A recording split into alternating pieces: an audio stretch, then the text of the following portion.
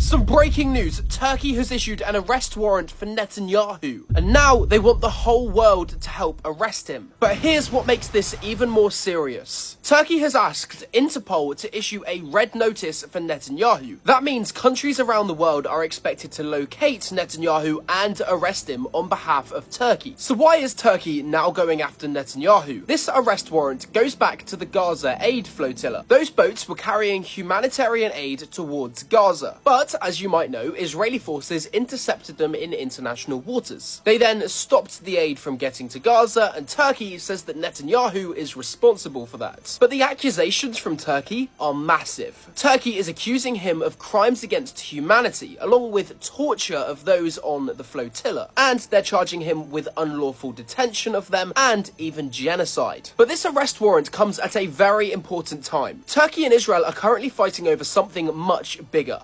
Syria. Turkey is helping rebuild Syria's military, but Israel doesn't want Turkey becoming more powerful right on their border. So days ago, Israel bombed a Syrian airbase that was being rebuilt by Turkey. They bombed the base as Turkey was planning to deploy troops to the base once it was rebuilt. But now they won't. We are now waiting on Turkey's response to that. Their response could be this arrest warrant today, but it could also be military. And there is now a 16% chance of a military clash between Turkey and Israel this year.